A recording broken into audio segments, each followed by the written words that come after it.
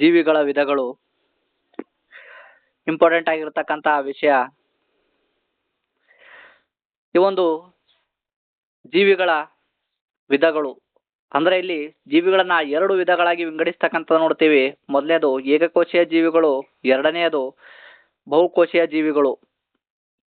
ಹಾಗಾದ್ರ ಇಲ್ಲಿಯೂ ಸಹ ಪ್ರಶ್ನೆಗಳು ಕೇಳ್ತಕ್ಕಂಥ ಸಾಧ್ಯತೆ ಇರತಕ್ಕಂಥದ್ದು ನೋಡ್ತೀವಿ. ಹಾಗಾದ್ರ ಈ ಒಂದು ಜೀವಿಗಳನ್ನ ಏಕಕೋಶೀಯ ಜೀವಿಗಳು, ಎರಡನೇದು ಬಹುಕೋಶೀಯ ಜೀವಿಗಳು, ಯಾವುದರ ಆಧಾರದ ಮೇಲೆ ಇವುಗಳನ್ನ ವಿಂಗಡಿಸಲಾಗಿದೆ ಅಂತ ಹೇಳಿ ಪ್ರಶ್ನೆಗಳು ಕೇಳ್ತಕ್ಕಂಥ ಸಾಧ್ಯತೆ ಇರತಕ್ಕಂಥದ್ದು ನೋಡ್ತೀವಿ. ಹಾಗಾದ್ರ ಬಹಳಷ್ಟು ಇಂಪಾರ್ಟೆಂಟ್ ಆಗಿರ್ತಕ್ಕಂಥದ್ದು ಜೀವಿಗಳನ್ನ ಅವುಗಳು ಹೊಂದಿರತಕ್ಕಂತಹ ಅಂದ್ರೆ ಅವುಗಳಲ್ಲಿ ಇರ್ತಕ್ಕಂತಹ ಜೀವಕೋಶಗಳ ಸಂಖ್ಯೆಗಳ ಆಧಾರದ ಮೇಲೆ ಈ ಒಂದು ಜೀವಿಗಳನ್ನ ಎರಡು ವಿಧಗಳಾಗಿ ವಿಂಗಡಿಸಲಾಗಿದೆ ಅಂತ ಹೇಳಿ ನಮ್ಗೆ ಗೊತ್ತಿರಬೇಕು.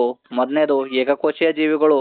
ಏಕಕೋಶೀಯ ಜೀವಿಗಳು ಅಂದ್ರೆ ಬಹಳಷ್ಟು ಇಂಪಾರ್ಟೆಂಟ್ ಆಗಿರ್ತಕ್ಕಂಥದ್ದು ಕೇವಲ ಒಂದು ಜೀವಕೋಶವೇ ಇಡೀ ಜೀವಿಯಾಗಿ ಕಾರ್ಯನಿರ್ವಹಿಸುತ್ತಿದ್ದರೆ ಅದನ್ನ ಏನೆಂದು ಕರೆಯುತ್ತಾರೆ ಅಂದ್ರೆ ಏಕಕೋಶೀಯ ಜೀವಿಗಳು. ಅಂದ್ರೆ ಒಂದೇ ಒಂದು ಜೀವಕೋಶವನ್ನ ಹೊಂದಿದ್ರೆ ಅಂತಹ ಜೀವಿಗಳನ್ನ ಏಕಕೋಶೀಯ ಜೀವಿಗಳು ಅಂತೇಳಿ ಕರೀತಕ್ಕಂಥದ್ದು.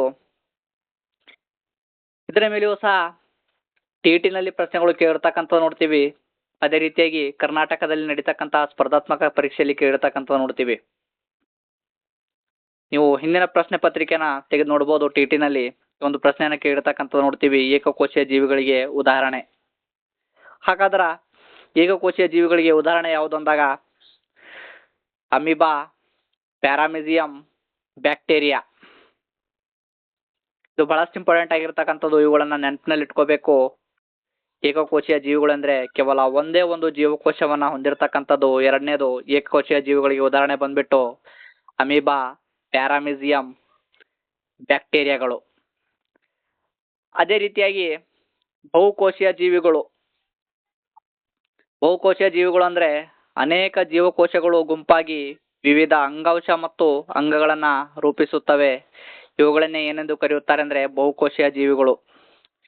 ಉದಾಹರಣೆಗೆ ಶಿಲೀಂಧ್ರಗಳು, ಸಸ್ಯಗಳು ಮತ್ತು ಪ್ರಾಣಿಗಳು. ಅದೇ ರೀತಿಯಾಗಿ ನೆಕ್ಸ್ಟ್ ಜೀವಕೋಶದ ರಚನಾತ್ಮಕ ಸಂಘಟನೆ, ಸ್ಟ್ರಕ್ಚರಲ್ ಆರ್ಗನೈಸೇಷನ್ ಅಂತ ಹೇಳಿ ನೋಡ್ತೀವಿ. ಅಂದ್ರೆ ಪ್ರತಿಯೊಂದು ಜೀವಕೋಶವು ಮುಖ್ಯವಾಗಿ ಬಹಳಷ್ಟು ಇಂಪಾರ್ಟೆಂಟ್ ಆಗಿರ್ತಕ್ಕಂಥದ್ದು ಈ ಒಂದು ಜೀವಕೋಶದ ರಚನಾತ್ಮಕ ಸಂಘಟನೆಯನ್ನ. ಇದ್ರ ಮೇಲೆಯೂ ಕೂಡ ಪ್ರಶ್ನೆಗಳು ಕೇಳ್ತಾ ಬರ್ತಕ್ಕಂಥ ಸಾಧ್ಯತೆ ಇರತಕ್ಕಂಥ ನೋಡ್ತೀವಿ. ಹಾಗಾಗಿ ಬಹಳಷ್ಟು ಇಂಪಾರ್ಟೆಂಟ್ ಆಗಿರ್ತಕ್ಕಂಥದ್ದು ಈ ಒಂದು ಪ್ರತಿಯೊಂದು ಜೀವಕೋಶದ ಮುಖ್ಯವಾಗಿ 3 ಲಕ್ಷಣಗಳನ್ನ ಹೊಂದಿರುತ್ತವೆ ಅಂತ ಹೇಳಿ ನಮ್ಗೆ ಗೊತ್ತಿರಬೇಕು. ಪ್ರತಿಯೊಂದು ಜೀವಕೋಶವು ಬಹಳಷ್ಟು ಇಂಪಾರ್ಟೆಂಟ್ ಆಗಿರ್ತಕ್ಕಂಥದ್ದು. ಮುಖ್ಯವಾಗಿ ಎಷ್ಟು ಲಕ್ಷಣಗಳನ್ನ ಹೊಂದಿರುತ್ತದೆ ಅಂದ್ರೆ 3 ಲಕ್ಷಣಗಳನ್ನ ಹೊಂದಿರುತ್ತದೆ. ಕೋಶಪೊರೆ, ಕೋಶ ಕೇಂದ್ರ ಮತ್ತು ಕೋಶ ದ್ರವ್ಯ ಅಂತ ಹೇಳಿ ನಮ್ಗೆ ಗೊತ್ತಿರಬೇಕು. ಮೊದಲನೇದಾಗಿ ಬಹಳಷ್ಟು ಇಂಪಾರ್ಟೆಂಟ್ ಆಗಿರ್ತಕ್ಕಂಥದ್ದು ಕೋಶಪೊರೆ ಅಥವಾ ಇದನ್ನ ಪ್ಲಾಸ್ಮಾ ಪೊರೆ ಅಂತೇಳಿ ಕೂಡ ಕರೀತಕ್ಕಂಥದ್ದು ನೋಡ್ತೀವಿ. ಅಂದ್ರೆ ಇದು ಜೀವಕೋಶದ ಬಹಳಷ್ಟು ಇಂಪಾರ್ಟೆಂಟ್ ಆಗಿರ್ತಕ್ಕಂಥದ್ದು ಅತ್ಯಂತ ಹೊರಗಿನ ಪದರವಾಗಿದೆ. ಹಾಗಾದ್ರ ಜೀವಕೋಶದ ಅತ್ಯಂತ ಹೊರಗಿನ ಪದರ ಯಾವುದು ಅಂತ ಹೇಳಿ ಪ್ರಶ್ನೆ ಕೇಳ್ತಾ ಬರ್ತಕ್ಕಂಥ ಸಾಧ್ಯತೆ ಇರ್ತಕ್ಕಂಥದ್ದು ನೋಡ್ತೀವಿ. ಹಾಗಾಗಿ ಗೊತ್ತಿರಬೇಕು ಜೀವಕೋಶದ ಅತ್ಯಂತ ಹೊರಗಿನ ಪದರ ಯಾವುದು ಅಂದ್ರೆ ಕೋಶಪೊರೆ. ಬಹಳಷ್ಟು ಇಂಪಾರ್ಟೆಂಟ್ ಆಗಿರ್ತಕ್ಕಂಥದ್ದು ಇದು ಆಯ್ದ ವಸ್ತುಗಳ ಚಲನೆಯನ್ನ ಮಾತ್ರ ನಿಯಂತ್ರಿಸುತ್ತದೆ. ಇದು ಯಾವ ವಸ್ತುಗಳ ಚಲನೆಯನ್ನ ಮಾತ್ರ ನಿಯಂತ್ರಿಸುತ್ತದೆ ಅಂದ್ರೆ ಆಯ್ದ ವಸ್ತುಗಳ ಚಲನೆಯನ್ನ ಮಾತ್ರ ನಿಯಂತ್ರಿಸುತ್ತದೆ. ಬಹಳಷ್ಟು ಇಂಪಾರ್ಟೆಂಟ್ ಆಗಿರ್ತಕ್ಕಂಥದ್ದು. ಹಾಗಾಗಿ ಇದನ್ನ ಏನೆಂದು ಕರೆಯುತ್ತಾರೆ ಅಂತಕ್ಕಂಥದ್ದು, ಇದನ್ನ ಅರೆವೆಪ್ಪ ಪೊರೆ ಅಂತ ಹೇಳಿ ಕರೀತಕ್ಕಂಥದ್ದು ನೋಡ್ತೀವಿ. ಅದೇ ರೀತಿಯಾಗಿ ನೆಕ್ಸ್ಟ್ ವಿಸರಣೆ ಅಂದ್ರೆ ಗೊತ್ತಿರಬೇಕು. ವಿಸರಣೆ ಅಂದ್ರೆ ಅನಿಲಗಳಾದ ಕಾರ್ಬನ್ ಡೈಆಕ್ಸೈಡ್ ಮತ್ತು ಆಕ್ಸಿಜನ್ ಅಧಿಕ ಸಾರತೆಯಿಂದ ಕಡಿಮೆ ಸಾರತೆಯ ಕಡೆಗೆ ಚಲಿಸುವ ಪ್ರಕ್ರಿಯೆ ಏನೆಂದು ಕರೆಯುತ್ತಾರೆ ಅಂತ ಹೇಳಿ ಕೇಳ್ತಕ್ಕಂಥ ಸಾಧ್ಯತೆ ಇರ್ತಕ್ಕಂಥದ್ದು ನೋಡ್ತೀವಿ. ಇದನ್ನ ವಿಸರಣೆ ಅಂತ ಹೇಳಿ ಕರೀತಕ್ಕಂಥದ್ದು. ಅದೇ ರೀತಿಯಾಗಿ ಅಭಿಸರಣೆ ಅಂದ್ರೆ ಏನು ಅಂತ ಹೇಳಿ ನಮ್ಗೆ ಗೊತ್ತಿರಬೇಕು. ನೀರಿನಲ್ಲಿ ಅಥವಾ ನೀರಿನ ಅಣುಗಳು ಅರೆವ್ಯಾಪ್ತ ಪೊರೆಯ ಮೂಲಕ ಚಲಿಸುವುದನ್ನೇ ಏನೆಂದು ಕರೆಯುತ್ತಾರೆ ಅಂದ್ರೆ ಅಭಿಸರಣೆ ಅಂತ ಹೇಳಿ ಕರೀತಕ್ಕಂಥದ್ದು. ಅದೇ ರೀತಿಯಾಗಿ ಎಂಡೋಸೈಟೋಸಿಸ್ ಬಹಳಷ್ಟು ಇಂಪಾರ್ಟೆಂಟ್ ಆಗಿರ್ತಕ್ಕಂಥದ್ದು. ಎಂಡೋಸೈಟೋಸಿಸ್ ಅಂದ್ರೆ ಬಹಳಷ್ಟು ಇಂಪಾರ್ಟೆಂಟ್ ಆಗಿರ್ತಕ್ಕಂಥದ್ದು. ಅಮೀಬಾದಂತಹ ಜೀವಿಗಳು ತಮ್ಮ ನಮ್ಯತೆಯುಳ್ಳ ಕೋಶ ಪೊರೆಯಿಂದ ಹೊರಗಿನ ಪರಿಸರದಿಂದ ಆಹಾರ ಪಡೆಯುವ ಪ್ರಕ್ರಿಯೆಯನ್ನು ಏನೆಂದು ಕರೆಯುತ್ತಾರೆ? ಹಾಗಾದ್ರೆ ಅಮೀಬಾದಂತಹ ಜೀವಿಗಳು ತಮ್ಮ ನಮ್ಯತೆಯುಳ್ಳ ಕೋಶ ಪೊರೆಯಿಂದ, ಯಾವ ಪೊರೆಯಿಂದ ಅಂದ್ರೆ ನಮ್ಯತೆಯುಳ್ಳ ಕೋಶ ಪೊರೆಯಿಂದ ಹೊರಗಿನ ಪರಿಸರದಿಂದ ಆಹಾರ ಪಡೆಯುವ ಪ್ರಕ್ರಿಯೆಯನ್ನ ಏನೆಂದು ಕರೆಯುತ್ತಾರೆ ಅಂದ್ರೆ ಇದನ್ನ ಬಹಳಷ್ಟು ಇಂಪಾರ್ಟೆಂಟ್ ಆಗಿರ್ತಕ್ಕಂಥದ್ದು ಎಂಡೋಸೈಟೋಸಿಸ್ ಅಂತೇಳಿ ಕರೀತಕ್ಕಂಥದ್ದು. ಇದ್ರ ಮೇಲೆ ಸಹ ಪ್ರಶ್ನೆಗಳು ಕೇಳ್ತಕ್ಕಂಥ ಸಾಧ್ಯತೆ ಇರ್ತಕ್ಕಂಥದ್ದು ನೋಡ್ತೀವಿ. ಹಾಗಾಗಿ ಬಹಳಷ್ಟು ಇಂಪಾರ್ಟೆಂಟ್ ಆಗಿರ್ತಕ್ಕಂಥದ್ದು. ಇಲ್ಲಿ ಪ್ರಶ್ನೋತ್ತರಗಳನ್ನು ನೋಡೋಣ. ಈಗಾಗಲೇ ನೋಡಿದ ವಿಷಯದ ಮೇಲೆ ನಾವು ಪ್ರಶ್ನೆಗಳು ಯಾವ ರೀತಿಯಾಗಿ ಸ್ಪರ್ಧಾತ್ಮಕ ಪರೀಕ್ಷೆಯಲ್ಲಿ ಬರುತ್ತವೆ ಅಂತ ಹೇಳಿ ಪ್ರಶ್ನೆ ಉತ್ತರಗಳನ್ನು ನೋಡೋಣ. ನಾವು ಸ್ಪರ್ಧಾತ್ಮಕ ಪರೀಕ್ಷೆಯಲ್ಲಿ MCQ ಪ್ರಶ್ನೆಗಳು ಬರ್ತಕ್ಕಂಥದ್ದು ನೋಡ್ತೀವಿ. ಆದರೆ ಇಲ್ಲಿ ನಾವು ವಿಷಯವನ್ನ ಅರ್ಥವನ್ನ ಮಾಡಿಕೊಳ್ಳಲು ಇಲ್ಲಿ ನಾವು ಕೇವಲ ಪ್ರಶ್ನೆ ಉತ್ತರಗಳನ್ನು ನೋಡೋಣ. ಮೊದಲನೇದಾಗಿ ಪ್ರಶ್ನೆ, ಕೋಶ ಪೊರೆ ಎಂದರೇನು?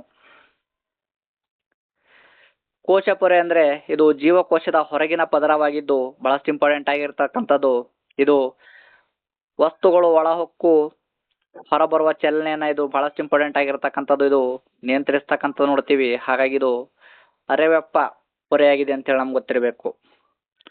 ಅದೇ ರೀತಿಯಾಗಿ ಕೋಶ ಪೊರೆಯನ್ನು ಅರೆವೆಪ್ಪ ಪೊರೆ ಎಂದು ಯಾಕೆ ಕರೆಯುತ್ತಾರೆ? ಬಹಳಷ್ಟು ಇಂಪಾರ್ಟೆಂಟ್ ಆಗಿರ್ತಕ್ಕಂಥದ್ದು ಇದು ಕೂಡ. ಇದ್ರ ಮೇಲೆಯೂ ಸಹ ಪ್ರಶ್ನೆಗಳು ಕೇಳ್ತಕ್ಕಂಥ ಸಾಧ್ಯತೆ ಇರ್ತಕ್ಕಂಥದ್ದು ನೋಡ್ತೀವಿ. ಉತ್ತರ, ಇದು ಕೆಲವು ಆಯ್ದ ವಸ್ತುಗಳನ್ನೇ, ಬಹಳಷ್ಟು ಇಂಪಾರ್ಟೆಂಟ್ ಆಗಿರ್ತಕ್ಕಂಥದ್ದು. ಇದು ಕೆಲವು ಆಯ್ದ ವಸ್ತುಗಳನ್ನೇ ಒಳಗೆ ಬಿಡುತ್ತದೆ ಹಾಗೂ ಹೊರಗೆ ಬಿಡುತ್ತದೆ, ಎಲ್ಲಾ ವಸ್ತುಗಳನ್ನ ಅಲ್ಲ. ಹಾಗಾಗಿ ಇದನ್ನ ಅರೆವೆಪ್ಪ ಪೊರೆ ಅಂತೇಳಿ ಕರೀತಕ್ಕಂಥದ್ದು.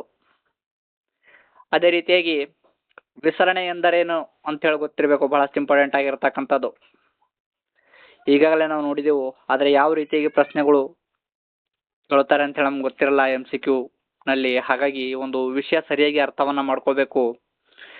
ವಿಸರಣೆ ಅಂದ್ರೆ ಅನಿಲಗಳು ಅಥವಾ ಪದಾರ್ಥಗಳು ಅಧಿಕ ಸಾರತೆಯಿಂದ, ಬಹಳಷ್ಟು ಇಂಪಾರ್ಟೆಂಟ್ ಆಗಿರ್ತಕ್ಕಂಥದ್ದು, ಅನಿಲಗಳು ಅಥವಾ ಪದಾರ್ಥಗಳು ಅಧಿಕ ಸಾರತೆಯಿಂದ ಕಡಿಮೆ ಸಾರತೆಯ ಕಡೆಗೆ ಸ್ವಯಂಚಾಲಿತವಾಗಿ ಚಲಿಸುವ ಪ್ರಕ್ರಿಯೆಯನ್ನ ವಿಸರಣೆ ಅಂತ ಹೇಳಿ ಕರೀತಕ್ಕಂಥದ್ದು. ಅದೇ ರೀತಿಯಾಗಿ ಅಭಿಸರಣೆ ಅಂದ್ರೆ ನೀರಿನ ಅಣುಗಳು ಅರೆವೆಪ್ಪ ಪೊರೆಯ ಮೂಲಕ ಹೆಚ್ಚು, ಬಹಳಷ್ಟು ಇಂಪಾರ್ಟೆಂಟ್ ಆಗಿರ್ತಕ್ಕಂಥದ್ದು, ಹೆಚ್ಚು ನೀರಿನ ಸಾರತೆಯಿಂದ ಕಡಿಮೆ ನೀರಿನ ಸಾರತೆಯ ಕಡೆಗೆ, ಹೆಚ್ಚು ನೀರಿನ ಸಾರತೆಯಿಂದ ಕಡಿಮೆ ನೀರಿನ ಸಾರತೆಯ ಕಡೆಗೆ ಚಲಿಸುವುದನ್ನು ಏನೆಂದು ಕರೀತಾರೆ ಅಂದ್ರೆ ಅಭಿಸರಣೆ. ಅದೇ ರೀತಿಯಾಗಿ ಅನಿಲಗಳು ಪದಾರ್ಥಗಳು ಅಧಿಕ ಸಾರತೆಯಿಂದ ಕಡಿಮೆ ಸಾರತೆಯ ಕಡೆಗೆ ಸ್ವಯಂಚಾಲಿತವಾಗಿ ಚಲಿಸುವ ಪ್ರಕ್ರಿಯೆಯನ್ನ ವಿಸರಣೆ ಅಂತೇಳಿ ಕರೀತಕ್ಕಂಥದ್ದು. ಇವೆರಡನ್ನ ನೆನಪಿನಲ್ಲಿ ಇಟ್ಕೋಬೇಕು, ಬಹಳಷ್ಟು ಇಂಪಾರ್ಟೆಂಟ್ ಆಗಿರ್ತಕ್ಕಂಥದ್ದು. ಅದೇ ರೀತಿಯಾಗಿ